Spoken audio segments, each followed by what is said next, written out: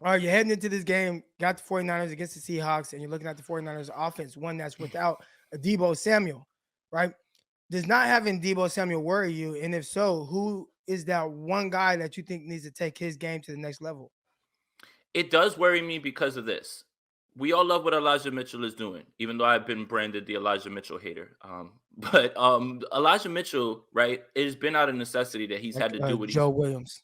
Joe Williams. I'm done with you, man. You better stop pulling up to my lives and telling lies. But here's the thing. Elijah Mitchell is doing what he's doing with that workload, and it's amazing, right? But who's the second running back behind him? Debo Samuel. Now, I think that a lot of that is out of necessity because Jeff Wilson isn't exactly playing the way that that people expected him to, whether that's the injury or whether that's just, how he is. That's just how Jemi- he is.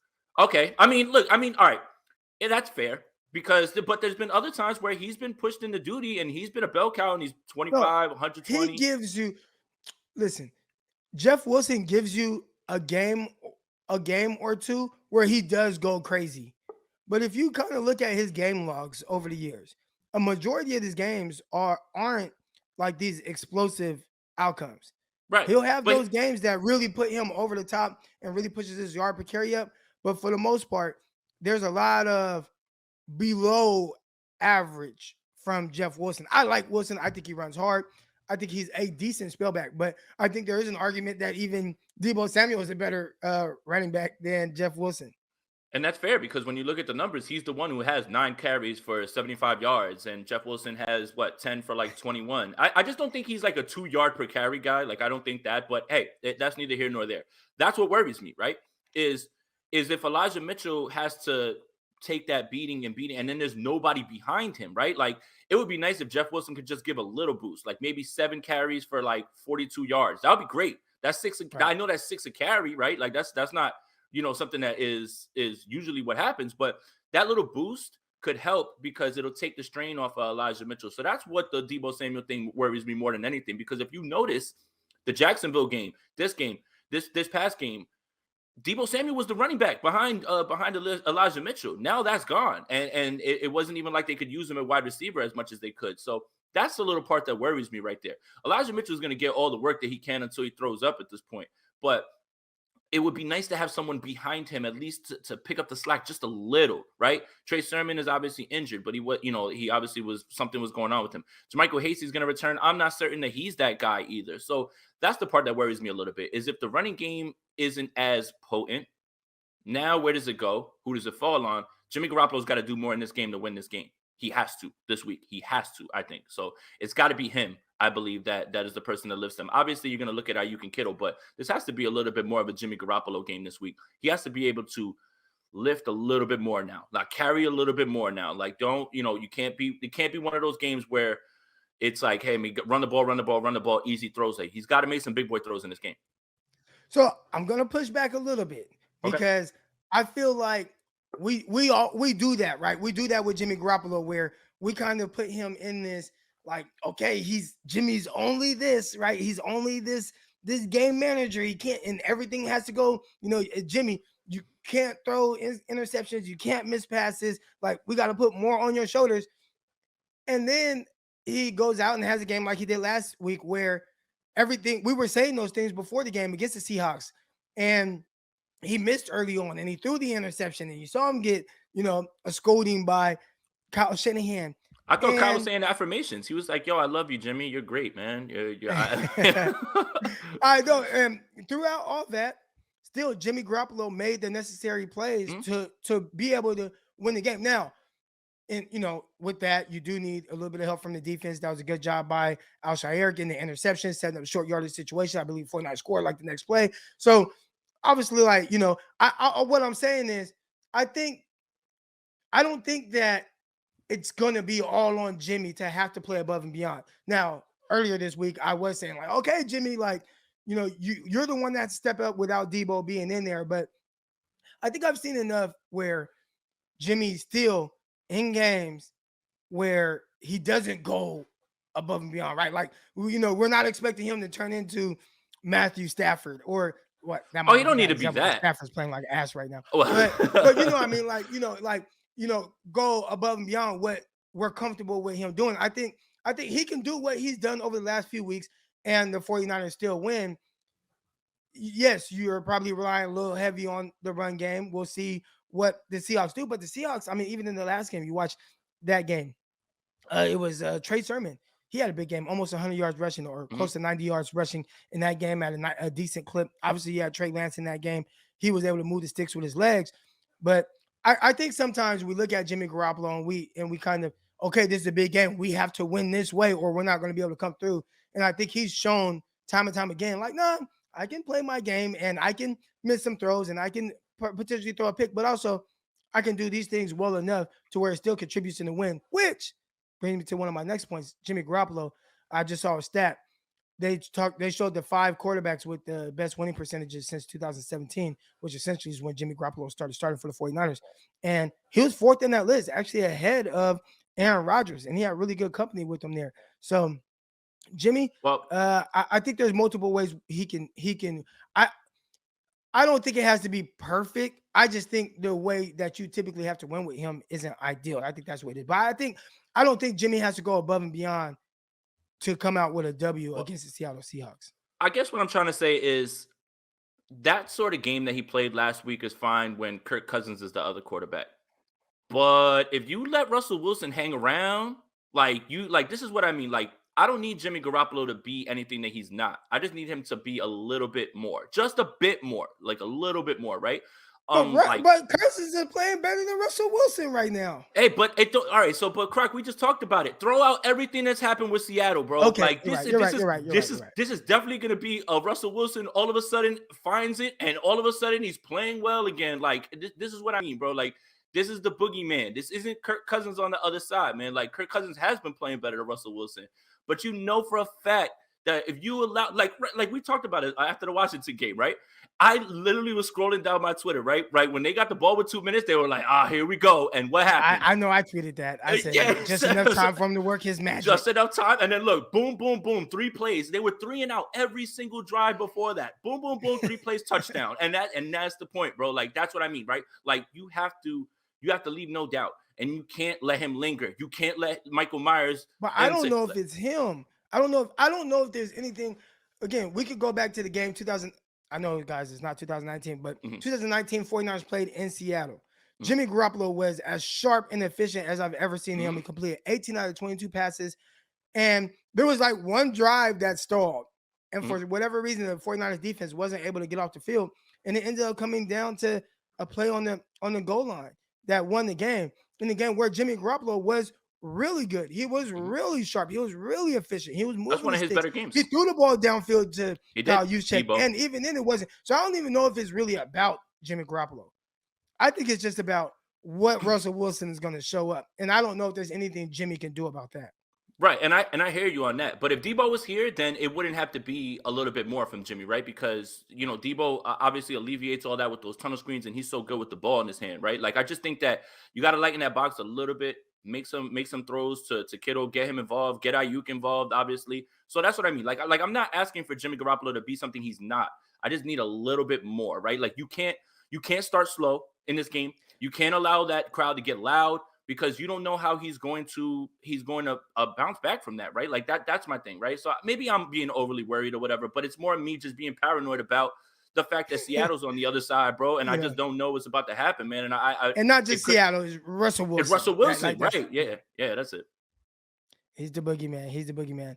So real quick, you guys, make sure you guys stick around. We are going to get into fantasy, so get your fantasy stuff ready. Whatever notes y'all need to get on your fantasy team, start them, sit them. We're going to get into all that in a little bit. We're going to kind of preview the defensive side of the ball now for the 49ers and how they kind of match up with the offense. We've talked about what's going on with the 49ers offense and what it's going to take to win. We know Debo's not playing. George Kittle probably has to take a step up. Let's keep it going, right? On the other side of the ball, a lot of people, I've been a big advocate of the 49ers defense. Again, I'm not saying that they're playing lights out, but I think the secondary has been playing well. I think if the 49ers are going to really be able to control this game, right? You talked about 49ers having to really get out and put their throats on or their foot on the Seahawks' throats. It's probably going to be the front that has to kind of dominate. And that's what the part that's been lacking the most with the 49ers. So do you think there's a scenario, or what can the 49ers do to continue to kind of put a little bit more pressure on Russell Wilson. When I was watching the Washington football game, that's what the difference was. They were, I mean, making him move. He's doing his little ducking thing, they were collapsing the pocket. They were getting out there in the backfield. They were making life miserable on them, making them have to try to run outside the pocket, make plays on the move. They were chasing them down from behind, tackling them, slamming them on the shoulder. Like, they were kind of beating Russell Wilson up a little bit. Do you think the 49ers front can do that? Not with just the 4, unfortunately, right now, because obviously Nick Bosa is incredible, right? But he's being double teamed at a rate of like 28%. I believe it's second in the league. That's insane. And you would think, okay, he's being double teamed, other guys are winning. It's not necessarily happening like that. Kevin Gibbons had a very nice play in that game as well too. Arden Key has been solid here and there. But I think a lot of what's going to have to happen in this game is D'Amico's going to have to send some extra pressure. And I expect that because Hufanga is going to be playing a lot closer to the line of scrimmage in this game. And I expect him to be on the field a ton, especially considering Greenlaw's out. We don't know what's going on with Marcel Harris right now at this point, especially I guess we'll find out today where he's at with the concussion protocol. So they're going to have to send a little bit more pressure. And I think that's where you see Hufanga a little bit more. Maybe if KK is on the field, that's what you're going to see. So they've got to bring some added pressure. Now, that obviously forces on the back end, and you can talk to this a little bit more better than I can. The secondary is going to have to be very solid, and they're going to have to be playing their best game because they're going to be left out there with, less people in coverage if you're sending people, obviously. So I think that the way to get to him is obviously, look, that line's not good right now. Like, even Dwayne Brown is like not even like he's their best lineman probably, and he's been getting whipped, and that offensive line is in shambles right now at this point. So the only way to really stop Russell Wilson is to keep putting pressure on him. And if you can't get that with the front 4, it's going to be a long day because that's when he starts to work. Maybe he'll get out of the pocket. That's when those back-breaking third downs happen. Keep him in the pocket, put pressure on him, and make him try to look over guys. And then, the secondary is going to have to be solid on the back end, I think. Real quick, I missed this super chat from my guy Chris. He says, Jeff Wilson will be fine. He's good. Remember, he was hurt. Jeff Wilson's always kind of hurt, right? Like, I mean, I don't want to be hard on Jeff Wilson. I like Jeff Wilson. I like how hard he runs. I like that dark place he goes to before games. You've seen the videos of him like walking off the field. He looks angry. He looks mad. I think he runs with that type of physical abandonment of his body, like does not care. He inflicts punishment on opposing tacklers. But when you just start to really look into it a little bit, he's decent. I don't think he's what 49er fans think he is, but he's solid. I mean, again, we're not counting on him to be the guy either. So there's that.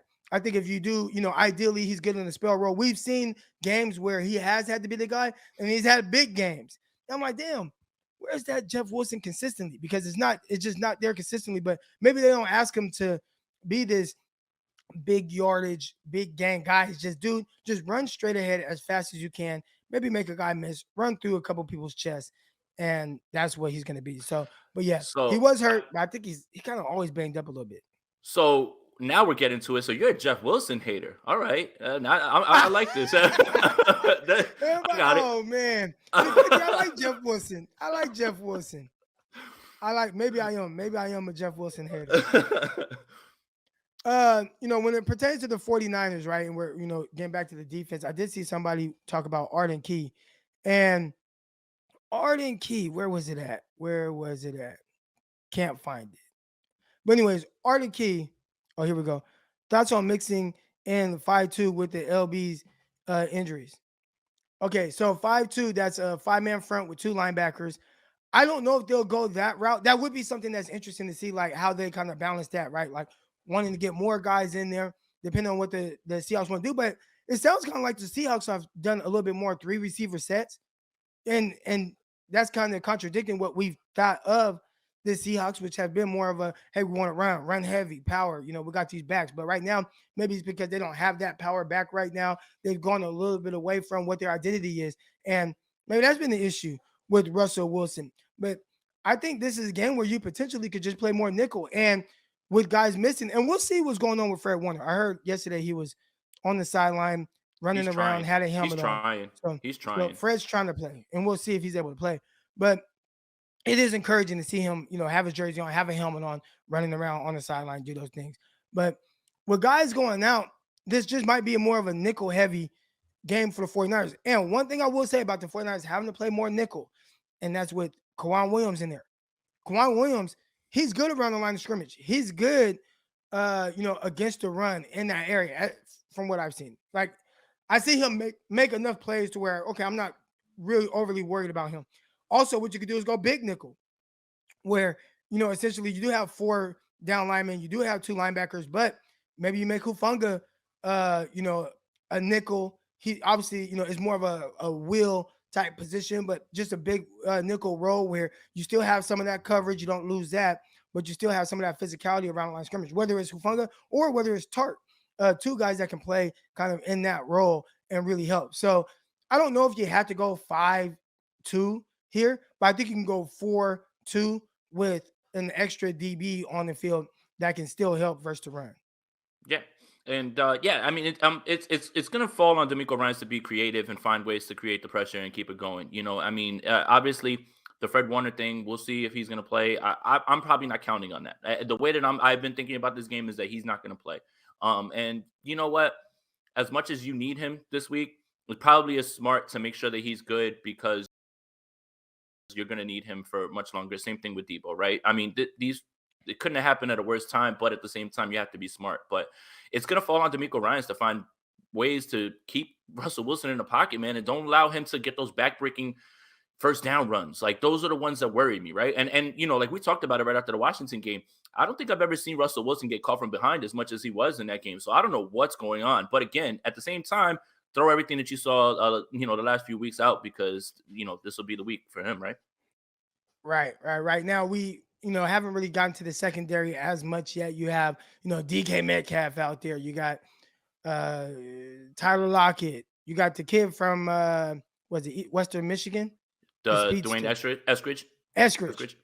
All right. So when you look at DK Metcalf and kind of what he's been right now, he's kind of I don't want to say an afterthought in the offense for the Seahawks, but he had 1 reception. I mean, one attempt. Did he even have a catch last game? He did. He did. On that final drive. On the final drive. Yeah, late. Now, he didn't have a catch until the final drive. He also didn't have a target until late in the fourth quarter. It looks like he's potentially a little disgruntled going on there. Do you think that there's a potential this is the game that he gets back on track, having to go against a Josh Norman or even a Emmanuel Mosley? And Emmanuel Mosley, we've seen him do well against DK Metcalf. Yeah, I'm afraid of the squeaky wheel game. Like squeaky wheel gets the grease. Like he's been yelling. I'm sure that he's telling people, behind the scenes, and I'm sure that they're going to make a concerted effort to make sure he gets the ball. So that scares me because if he gets on track, then things start to really unlock for them, man. So I mean, that's obviously what you're afraid of, and that's what eventually, right? It has to happen eventually. He's too good. They're too good, right? Offensively, talented wise, they're too good for this to continue, right? Like it can't keep going on, right? So I am afraid of the whole squeaky wheel game for DK Metcalf, where they force feed him and they manufacture things for him and he starts to get going. And that is worst case scenario, especially because I feel much better if Mosley's covering him because of the way Mosley's been playing. Obviously you have thoughts on Josh Norman. We talked about it back and forth, but if he starts to get going, then other things start to unlock. If they can start getting him the ball intermediate, then it opens up things for Lockett a little bit more. So yeah, I'm definitely worried that this is going to be the week that they try to get him on track. The one thing that I do like about Josh Norman in this situation, and again, I defend Josh Norman because I don't think I feel like you can do worse than him. That's what I defend. Not that I think he's just like hella good or just shut down corner or hey, we're just perfectly fine with Josh Norman. It's like, nah, man, like we're talking about somebody who had to come in for Jason Verrett. He's a replacement level player. He's coming in off the bench. At least he has some sort of an impact with forced fumbles. I don't think he's great. I don't think he'll be on the roster next year. So when I talk about Josh Norman, I know I come off as defending him, but I just think you could do worse. All right, justice for Norman. Justice for Norman. Now saying that, one thing that he does do well, he's elite at this. He can get in guys' heads. Yeah. We saw the battles with him and Des Bryant. We saw the battles with him and Amari Cooper one time where he was like, I don't know if you guys remember this clip. He was like, what do you have? 2 catches? 13 yards? I don't know if y'all remember that clip. Yeah, but, I do. Against Des Bryant, when he took him to the back cave, he was like, yeah, I watched 300 last night. And I took Des to the back cave. I went to this dark place. What do you have? 1 catch? Yeah, non-factor. He knows how to get in receivers' head. We saw the battle with him and Odell Beckham. I don't know if he's still that guy on the field. As you get older, you get a little softer. I know that's happened with me. 34 years old now. I have like this super soft spot for my daughter. I'm like not as hard on my kids and stuff like that. But Josh Norman, we've seen DK Metcalf and how guys can take him out of the game. You know, we saw DK Metcalf against the New Orleans Saints, right? Where he had a big play on the first drive, one of the first plays of the game. He had that big game, like 84-yard touchdown. After that, and that was early. I mean, that was like one of the first few plays of the game. After that, one catch, 12 yards because of a lot of what Marshawn Lattimore was doing throughout the game, taking DK out of his game, being chippy, being extra after plays. I think Josh Norman can do a lot of that. Now, again, he's playing with fire a little bit because he's definitely not as physically gifted as a Marshawn Lattimore, but DK has been shown to kind of get a little fiery. You can take him out of his game. We saw last game, he's really upset, not getting targets. He starts to loaf, he starts to jog, he starts not to give that maximum effort. Do you think that there's a potential there where, you know, maybe Josh Norman goes a little bit above and beyond to get into the head of DK Metcalf? Yeah, and the one thing I will praise Norman for, which ends up being a detriment because it ends up being penalties, is his aggressiveness and how physical he plays, right? And I think that that is a good point. If he can get DK out of his game, because you see it happening week after week, there's never a time where he's happy at this point, right? Especially if you've watched them over the last few weeks. And we talked about it in the Washington game, like pointing to Geno Smith on the sideline, yelling and everything, like people having to calm him down. If Norman can bump him a little bit more and he's complaining to the refs and he's not getting the targets, and then if you can take him away, then you really have this team in a bind because they don't really have much. I mean, they're so desperate at running back that they might be rolling Adrian Peterson this week, and I mean everything else is not clicking in the same way. So I think it has to be a point of emphasis for the defense to find a way to get rid of him. And if that is Josh Norman playing a little bit, you know, I'm not going to say dirty. It's not dirty, but I mean, trying to play mind games with him, then whatever. I mean, you got to do what you got to do at this point. So I will say that I do appreciate his aggressiveness in that way because it can rub people the wrong way. Like, even like, you know, it's starting to become an identity with this team because on the offensive side of the ball, you see Brandon Ayuk getting Patrick Peterson flustered. You saw Jawan Jennings get that one kid to swing on him. So that is sort of the identity right now for this team, and why they've been at least successful these last few weeks is they're getting back to basics on that. And I think that Josh Norman has a chance to do that. So that's a good point from you.